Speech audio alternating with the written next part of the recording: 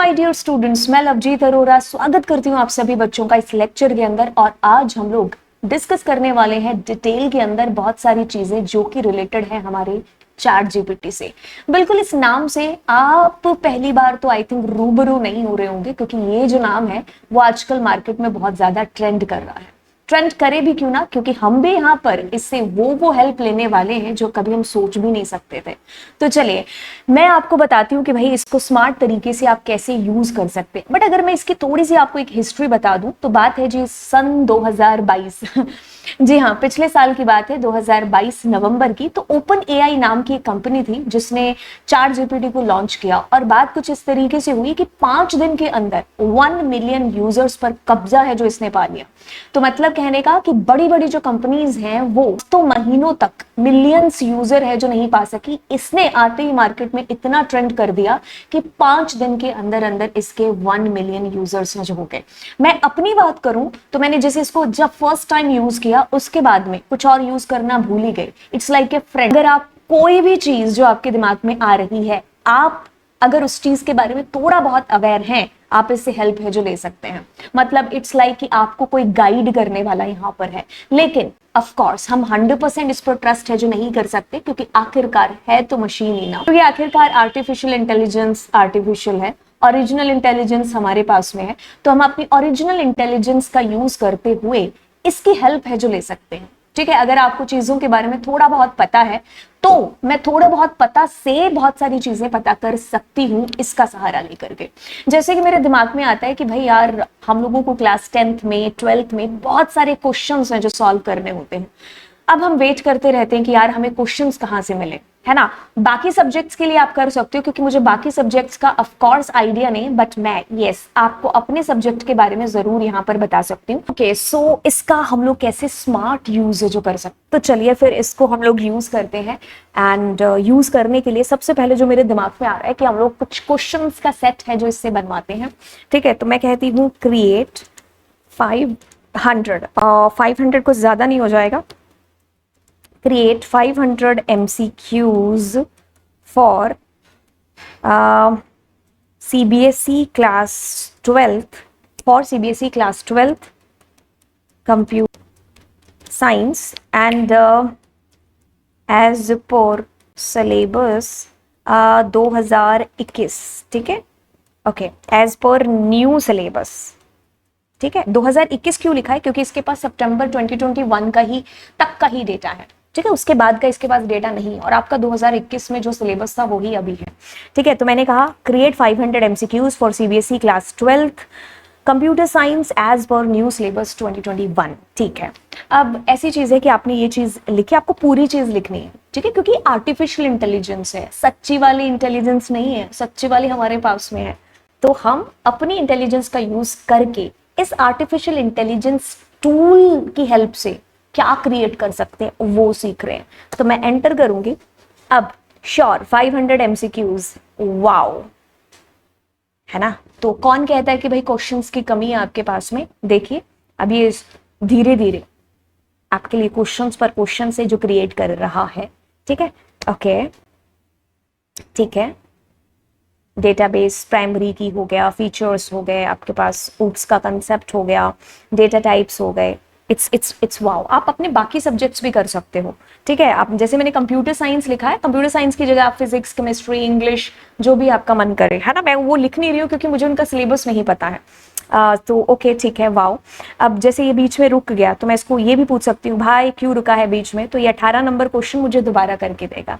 ठीक है, yes, it's something like कि कोई है सामने और मेरे क्वेश्चंस का मुझे आंसर है जो उसके थ्रू मिल रहा है ना। और इससे बड़ी और अच्छी बात क्या हो सकती है। एक बार अपने इसको स्टॉप करते हैं, मैं यहाँ पर इसको स्टॉप करती हूँ। अब देखो क्या करते हैं, हम अपने सिलेबस के ऊपर चलते हैं। ठीक है, ये हमारा सिलेबस है। ये है आपका क्लास 12 CBSE का अभी जो 2022 का सिलेबस है, 2023-24 का, है ना। तो मैं इस पर गई तो मैं यहाँ पर ऐसा करती हूँ कि मैं इसको कॉपी करती हूँ, फंक्शंस को यहाँ से यहाँ तक कॉपी कर लिया। ठीक है, तो मैं यहाँ पर जाती हूँ तो मैं कहती हूँ create 200 MCQs from this syllabus. ठीक है, तो सिलेबस कौन सा, ये वाला। ठीक है, तो आप बता भी सकते हो this is the syllabus of this is the syllabus of class 12th computer science. ठीक है, ओके. तो यस, आपके 200 एमसीक्यूज, क्वेश्चन चैप्टर वाइज भी आप अपने एमसीक्यूज निकाल सकते हो. ठीक है, एक एक टॉपिक, आप कहते हो ना कि मैम हम चैप्टर पढ़ लेते हैं लेकिन उसके बाद में क्वेश्चंस नहीं मिलते हैं, तो यस आप एमसीक्यूज निकाल रहे हो.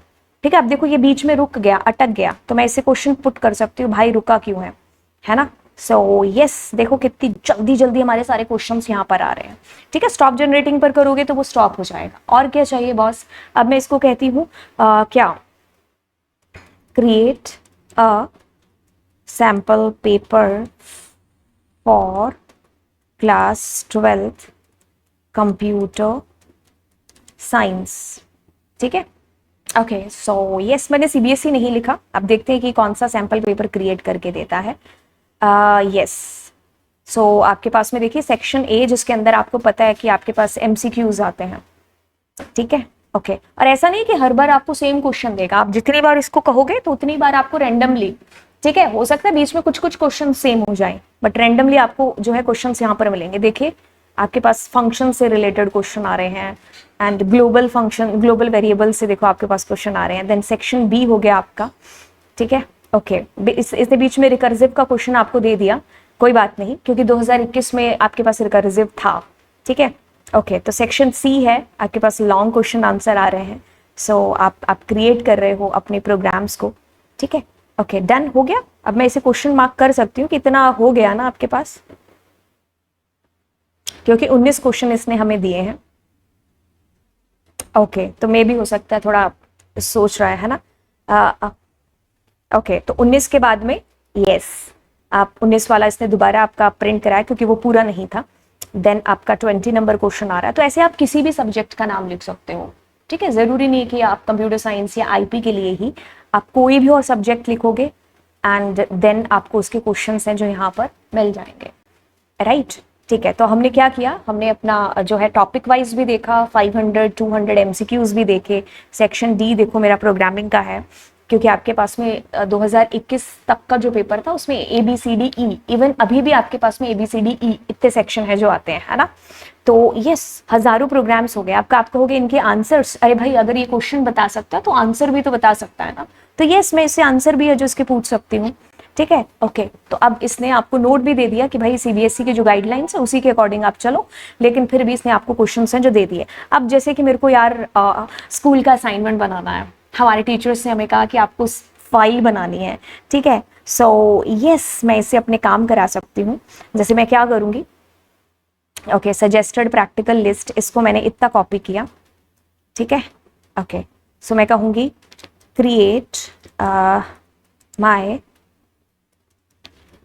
practical file for CBSE class 12th computer science. ठीक है, तो मैंने इस सारे वो कॉपी कर दिए. ठीक है, okay, super cool. Yes, sure. Okay, so आपकी प्रैक्टिकल फाइल यहाँ पर बनना स्टार्ट हो चुकी है. एक एक करके जितने भी आपके प्रैक्टिकल के प्रोग्राम्स थे वो सारे के सारे देखिए. ठीक है, ओके. कभी कभी तो मैं कहती हूँ कि शुक्र है कि हमारे टाइम में नहीं था, क्योंकि इतनी सारी चीजें हम लोग शायद सीख ना पाते, है ना. तो बेसिकली ये है कि आप इसको अपनी हेल्प के लिए यूज कर सकते हो, बट कहीं ना कहीं लर्निंग स्टॉप नहीं होनी चाहिए. ठीक है, आप चीजें सीखो और सीखना मेन प्रायोरिटी रखो. यहाँ पर देखिए हमारी हेल्प हो सकती है कि जैसे अगर मेरा प्रोग्राम है कि मेरे पास कोई है नहीं बताने वाला कि ये प्रोग्राम तुमने सही लिखा है कि नहीं है, तो मैं उस तौर पर इससे पूछ सकती हूँ. तो देखिए मेरे प्रैक्टिकल फाइल है जो यहाँ पर बन करके तैयार हो चुके हैं. ठीक है, आप देखो ये बीच में अटक गया है, रुक गया है, तो मैं इसको क्वेश्चन मार्क कर सकती हूँ, या फिर हिंदी में अगर आपको लगे तो क्यों रुके हो, जल्दी चलो, या कुछ भी है ना. सो आपको ये उस तरीके से आपका आंसर है जो आपको देगा. ठीक है, ओके. तो आपका प्रैक्टिकल 5 नंबर प्रोग्राम आपके लिए हो रहा है. पिकल मॉड्यूल इंपोर्ट हो गया, देन उसने आपको फंक्शन भी क्रिएट करके दे दिया. तो ये देखो एक एक करके आपकी प्रैक्टिकल फाइल है जो तैयार हुए जा रहे हैं. ठीक है, टोटल कितने प्रोग्राम्स थे आपके पास प्रैक्टिकल के अंदर, आई थिंक ये लास्ट वाला होगा. ठीक है, रैंडम, ओके, बाइनरी फाइल वाला क्रिएट कर रहा है, इसके बाद ये रैंडम का क्रिएट करेगा. Right, so yes, super cool.